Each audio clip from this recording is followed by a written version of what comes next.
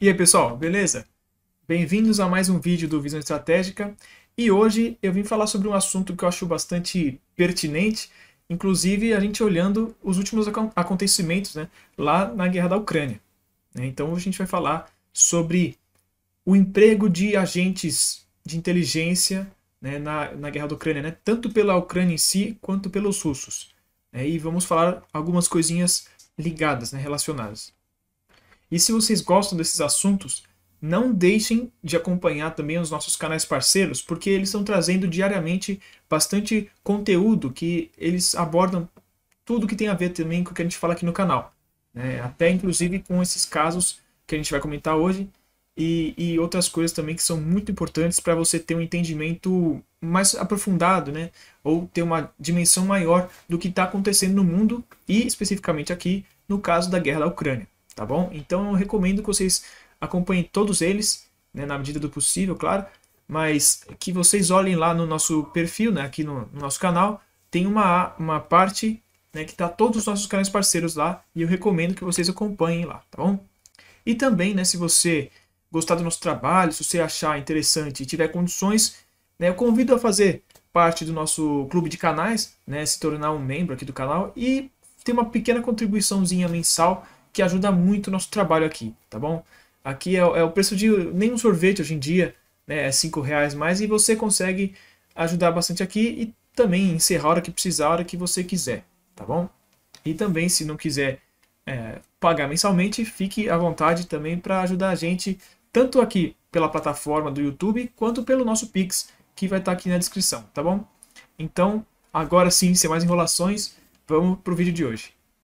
Bom, uma coisa que a gente precisa falar logo de cara é a importância da inteligência, né? Para quem não sabe, inteligência é basicamente todo o levantamento de informações que você tem do seu inimigo, no caso de uma guerra, né? Do meio militar.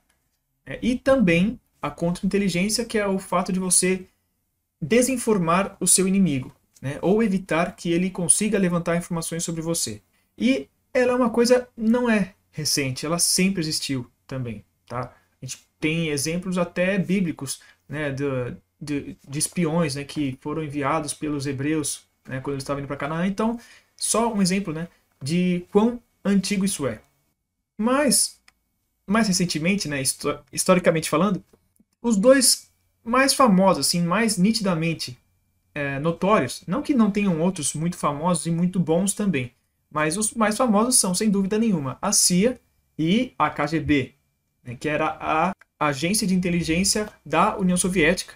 Com a queda da União Soviética, todas as repúblicas que vieram depois, elas tiveram bastante como posso dizer, um aproveitamento do que existia, né, da KGB. Inclusive, até hoje, a agência da Bielorrússia se chama KGB, tá?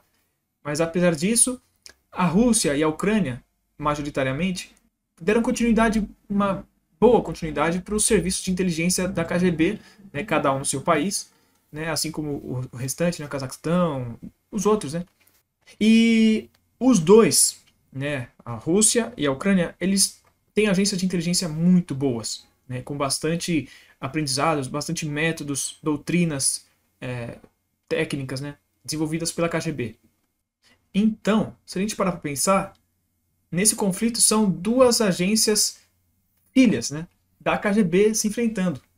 E isso é interessante a gente ver porque a gente consegue perceber a capacidade absurda que eles têm de realizar operações em solo inimigo. Só nessa guerra da Ucrânia a gente viu muitas operações dos dois lados, né, desde o começo.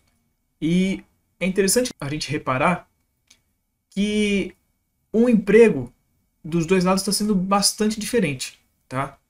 A gente pode ver muito nitidamente o lado russo usando exatamente como uma rede de inteligência, né? Ou uma rede de espionagem. Por quê? Desde o começo, eu não sei se eu acho que vocês vão lembrar, os russos souberam exatamente aonde eles tinham que lançar os mísseis deles, né? Lembra que teve um caso que tinha um centro de treinamento dos voluntários, né, estrangeiros que foi bombardeado assim que os caras tinham chegado? Por quê?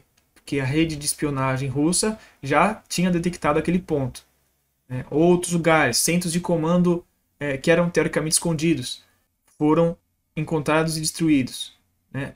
Os russos fizeram um excelente trabalho de detectar todos os pontos, ou a maioria dos pontos sensíveis e importantes da Ucrânia. Não foram destruídos todos porque os russos realmente não quiseram. Isso vai de encontro com aquilo que a gente falou, de que, na minha opinião, ele não é o interesse deles, pelo menos não até esse momento aqui, né? E ainda nesse sentido, também existe a questão de que os russos não quiseram destruir os centros de poder, né? Onde os tomadores de decisão se encontravam ou se encontram, né? Para ditar os rumos da Ucrânia, né?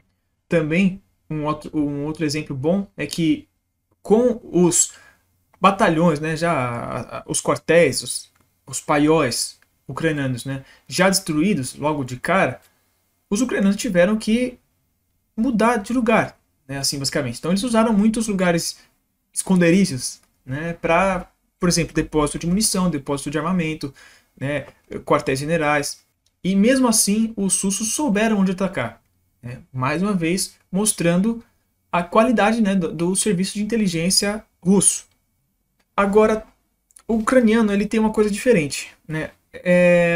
Vai de encontro até com a coisa que a gente sabe bastante que a CIA faz e fez por muito tempo, né? Que eu vou ser sincero para vocês, eu não consigo entender muito bem a parte prática disso. Assim, não literalmente a parte prática, é claro que faz sentido, mas geralmente o agente de inteligência, ou conhecido também como espião, as funções dele geralmente são mais essas que eu acabei de falar da Rússia, né? Você levantar a informação de algum ponto estratégico, conseguir informações delicadas, esse tipo de coisa. Não coisa que nem o James Bond, né? Os filmes de espião aí que tem, eles geralmente não tem nada a ver com o que realmente é um espião. Mas então o que acontece? O espião geralmente ele é só para essa função de levantamento de dados. Agora, a CIA, né, e a gente pode ver também o serviço do SBU, né, que é a agência ucraniana, eles também estão fazendo papéis práticos, né, ou seja, umas coisas mais operacionais. Então, realizando sabotagens, realizando ataques indiretos, coisas que, por exemplo, seriam muito mais a missão, né, de grupos de forças especiais, tá? Então, o que acontece? Eu vou explicar bem por cima assim. Tem três coisas diferentes. Uma coisa é um grupo de operações especiais, outra coisa é um grupo de forças especiais e outra é um grupo, né, um agente de inteligência. A princípio eles não têm nada a ver uma coisa com o outro, mas é que o pessoal confunde muito uma coisa com a outra, tá? O grupo de operações especiais é tipo comandos, tipo o BOP da polícia, né, é o comando do exército, e tem outros grupos também. Ele faz operações, aquilo que a gente vê em filme mesmo, tá? De ir pro pau, de fazer o negócio explodir, aqueles negócios maluco, tá? É um grupo especial de realizar missões fora do comum que são acima da média, entendeu? Assim, resumindo muito. Forças especiais não é isso. Forças especiais é basicamente você se infiltrar atrás das linhas inimigas, tá? Lá na retaguarda e criar uma milícia, especialmente se for da população do país inimigo, tá? Essa é a principal função das forças especiais. E o agente de inteligência, como eu já falei, é só levantar dados. Ele não tem missões de sabotagem, esse tipo de coisa, que também é das forças especiais, tá? Mas o serviço ucraniano está realizando esse tipo de operação, tá? Então a gente pode ver vários casos deles fazendo isso, né? Como por exemplo aqueles ataques que os russos chamaram de terrorista, né? Mas são ataques que foram realizados lá na retaguarda ucraniana, especialmente lá na Crimeia, né? Mas também ficaram conhecidos bastante os que foram lá na cidade de Belgorod, no norte da Ucrânia, né? Lá na Rússia, e tem outros também, tá? Mas além disso, eles também realizaram operações de inteligência mesmo, né? Como eles levantaram informações que possibilitaram, por exemplo, em Belgorod mesmo, ataques da força aérea ucraniana, né? Eles enviaram helicópteros algumas 3 vezes, se não me engano, para atacar Belgorod. E então, assim, eles estão agindo bastante diferente. Estão realizando bastante sabotagens, né, lá na Crimeia, por exemplo. E agora, com certeza, eles tiveram parte no ataque que ocasionou, né, a destruição parcial da ponte russa que liga a Rússia, né, à Crimeia, lá o Estreito de Kerch. Ainda é muito recente, está muito nebuloso, né, a gente não tem como saber exatamente o que aconteceu, né, mas de qualquer forma a gente sabe que, o levantamento das informações lá foi feito, com certeza, pelos ucranianos, pelo menos eles tiveram parte nisso, que existem outras discussões acerca disso que a gente vai falar. E outro, muito provavelmente foram eles que realizaram também, tá? Por uma série de fatores. Tá? Um monte de gente falando, não, pode ser míssil, pode ser não sei o quê. Levantaram a hipótese, né, que bem plausível, seu caminhão bomba, mas também existe outra possibilidade de já ter tido uma outra sabotagem prévia que usaram só o caminhão de disfarce, sim, para, por exemplo, já tinham colocado explosivos e só esperaram o caminhão para acionar. Só um exemplo, tá? Mas então, são vários exemplos que a gente está dando de ações na retaguarda inimiga feitas pelo SBU. Isso, os próprios ucranianos já confirmaram que foi realizado pelo SBU ou que eles tiveram participação. Então, é muito interessante, né? Eu confesso que, como já falei, que eu não sei muito bem como que funciona lá para ter essa diferença, né? Porque não é uma atribuição de uma agência de espionagem, né? É uma atribuição de forças especiais e, dependendo da ação, até operações especiais, tá bom? Agora, para vocês terem uma noção da importância disso, um dos principais pontos da ajuda da OTAN ou do Ocidente para a Ucrânia não é os equipamentos lá, aquilo lá é de menos. Um dos principais pontos, se não for o principal, né, para mim é o principal junto com a coordenação que eles fazem, né, a coordenação das tropas e tal, é a inteligência que eles passam para a Ucrânia. Tá? Porque a gente sabe que eles têm uma rede extensa de satélites que passa por cima da região ali, passa provavelmente na Rússia também. E também eles têm muitos drones de observação, aqueles de alto, vamos dizer assim, alta performance, né? Não é aquela observação do terreno, onde são aqueles drones menorzinhos. Estou falando daqueles drones enormes que ficam muito mais alto e etc, né? Não é o caso aqui ficar explicando. O que acontece? Eles têm muita informação, assim, muito precisa e muito útil, né? E eles repassam para os ucranianos, como já falei. Isso é muito importante, porque a gente tem um outro exemplo que, assim, não é uma ação do SBU, mas é uma ação de inteligência que tem um outro desfecho que vocês vão entender o que eu estou querendo dizer. Lembra, acho que uns 2, 3 meses atrás, que afundaram o cruzador Moskva no Mar Negro? Teve uma operação de inteligência para saber onde ele estava, a localização exata para que um míssil atingisse ele. Essa informação foi passada pela OTAN. Isso não é confirmado e não é oficialmente isso, mas quem conhece, todo mundo acredita nisso. É o mais óbvio que pode ter, tá? Porque ele estava bem afastado da Ucrânia também e os meios ucranianos que eles possuem não teria muito como saber, tá? Agora, a gente também sabe que existiam vários drones de observação da OTAN ali, tá? E que existe essa troca de informações, evidentemente, né? Fora a questão do satélite que eu já falei. E tem um outro ponto também que a gente sabe que até antes da guerra, não apenas forças especiais da OTAN estavam lá na Ucrânia, né, treinando as forças armadas, né, da Ucrânia, mas também sempre tem espiões, né, ou agentes de inteligência. E com certeza eles estão levantando muita informação, né, não só dos russos, mas dos ucranianos também, eles sempre vão fazer isso.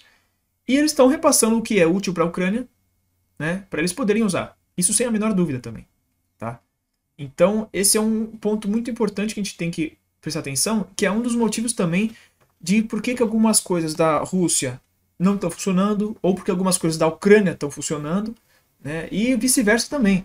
Porque isso também vai ter um outro aspecto, que eu não vou entrar no mérito hoje, mas que é a parte da guerra eletrônica, que os russos também estão empregando ali, que diretamente aqui, porque a gente está falando de hoje, eles afetam muito o levantamento de informações, né, e a troca, a comunicação, né, a passagem dessas informações. Tá? Inclusive, né, só como eu falei da parte dos satélites, que também é bastante importante, alguns vetores de guerra eletrônica da Rússia, eles estão afetando o funcionamento do Starlink, né, aquele satélite, ou aquela rede de satélites do Elon Musk, né, que eles estavam usando na Ucrânia, e parece que os ucranianos não estão conseguindo mais usar, principalmente em alguns pontos que estão mais intensos do combate ali na linha de frente. Tá?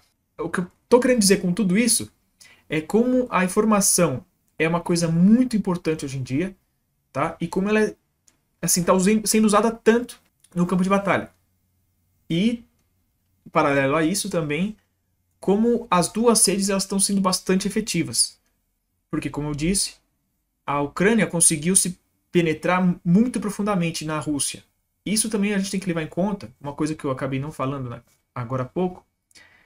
Na Rússia não é 100% unificada, né, assim, a favor do Putin. Existe uma parcela que não gosta do Putin, especialmente jovens, aqueles que gostam de Netflix, que fica tomando Starbucks, né, que gostam de música popular ocidental, sabe o que eu tô querendo dizer, né? Então esse pessoal que é mais ligado ao Ocidente, né, eles são possíveis agentes, vetores, né? Se chega um agente da Ucrânia falando, ó, você não gosta do Putin, você não gosta do governo, que tal você fazer uma açãozinha aqui que vai minar ali, que vai ajudar a gente? Esses caras fazem. E é justamente isso que está acontecendo bastante nesses ataques que eu falei da Ucrânia. Eles estão pegando, por exemplo, um exemplo, né? Um agente do SBU com, sei lá, 4 ou 5 russos lá desse tipo aí, realizando tal operação. Porque uma funciona, mas outras várias não funcionam. Mas se uma funcionar, já está valendo. Ainda mais porque, se você pensar pelo lado dos recursos da Ucrânia, perder um agente, tipo, dane-se, né? Eles estão pegando caras russos mesmo, não é uma equipe inteira de ucranianos. Então, se eles estão pegando russo, o problema é deles lá, entendeu? Mas vamos voltar.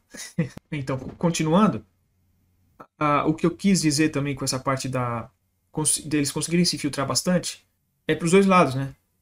Isso que era até o que eu quis dizer no começo do vídeo. Tem um ponto que a gente já falou em outros vídeos, né, de que o povo ucraniano e o povo russo é quase o mesmo. Eles se veem como povos irmãos. Tá? Então existem muitas famílias que são meio russo e meio ucraniano. Para eles, até pouco tempo atrás, não tinha diferença. Eles só tinham uma fronteira artificial que falava, aqui é a Rússia, aqui é a Ucrânia, beleza. E eles têm um sotaque diferente, alguns e outros, tá, beleza, mas para eles era quase o mesmo povo. Então, isso tem um ponto facilitador para essas agências de inteligência, porque é muito mais fácil você se infiltrar, porque a língua é parecida, a fisionomia é muito parecida também. Você conhece gente do outro lado, entendeu? Então, tem uma série de fatores aí que facilita. E agora, a gente pensando na guerra, isso tem um valor muito grande. Por quê? Como eu falei, os dois lados conseguiram se filtrar muito no outro lado. As informações, os dois lados têm bastante informação de um do outro, né? E no caso da Ucrânia, perdão, eles estão conseguindo fazer bastante daquelas ações lá, né? De sabotagem, de tudo mais, né? Como eu já falei. E o russo, a gente sabe que eles fizeram uma açãozinha ou outra, mas eles não estão querendo usar tanto isso. Tá? A gente sabe lá para abril e maio eles fizeram algumas ações de sabotagem lá, por exemplo, atacar linha férrea, mas foi muito menor escala. Eles usaram bem pouco isso até. Não sei se fez muito sentido a linha que eu segui até aqui, mas era isso que eu queria trazer para vocês. Tá? Então é isso, né? Esse vídeo tá vindo completamente da minha cabeça agora, né? Essa semana eu tô um pouco corrido, mas eu quis trazer essas informações, né, por tudo que a gente está vendo. Eu juntei aqui alguns pedaços de memória que eu tenho desde o começo da guerra para falar isso tudo que eu falei, né? Então, para compartilhar, é uma conversa aqui, né? Quem tiver mais informações, fique à vontade para colocar aqui na descrição. Sempre tem gente que sabe um pouco mais, né, para ajudar a gente, para saber, para a gente compartilhar todos nós juntos aqui, né, nossas informações, certo? Então, espero que tenha sido um vídeo bom para vocês, né, que tenha agregado alguma coisa, né, que esse é sempre o intuito do canal, querer ajudar, né, vamos compartilhar essas informações que elas ajudam a gente a ter um entendimento mais profundo do que está acontecendo. Porque a gente vê na TV ou na internet aqui um monte, mas muita coisa mesmo, que é besteira. Ou que, na verdade, é uma manipulação das informações para te levar a acreditar em algumas coisas que não são verdade. E que geralmente atendem a um lado. Vocês sabem do que eu estou falando. Mas então isso é importante, porque a gente tendo acesso a essas informações, a gente consegue entender um pouco melhor algumas coisas que acontecem na guerra. Então a gente tem esse entendimento, por exemplo, desses últimos negócios que eu falei aqui, dessa infiltração extensa dos dois lados. Ajuda a gente a entender como que os russos conseguem tantos ataques precisos lá nas linhas da retaguarda, em pontos específicos, e do lado da Ucrânia a gente consegue entender como que consegue ter tantos ataques de sabotagem lá na Crimeia ou lá em Belgorod, que é na retaguarda da Rússia, e esse tipo de coisa. Então acho que isso que é importante, e eu sempre quero trazer esse tipo de informação para vocês, coisas que vão ajudar a fazer entender o que está rolando lá, para que vocês consigam, nas suas leituras, nas suas pesquisas, entender o que está acontecendo, o que vocês estão lendo ou vendo. Não que vocês tenham que só acreditar no que eu estou falando, mas o que eu quero é trazer as ferramentas para que vocês consigam entender por conta própria, certo? Então é isso que eu acho bem valioso aqui do canal. Tá? E então, mais uma vez falando, por hoje é isso. Espero que tenha sido um bom vídeo para vocês, que tenha agregado alguma coisa. E já sabe, se você gosta desses assuntos, você quer aprender mais sobre eles, se você gosta de assuntos estratégicos, geopolítica, relações internacionais, história militar e coisas correlacionadas, te convido a se inscrever no canal se você já não for inscrito. Se você gostou do vídeo, deixa o like, que é muito importante e ajuda o YouTube a entender que é um conteúdo relevante.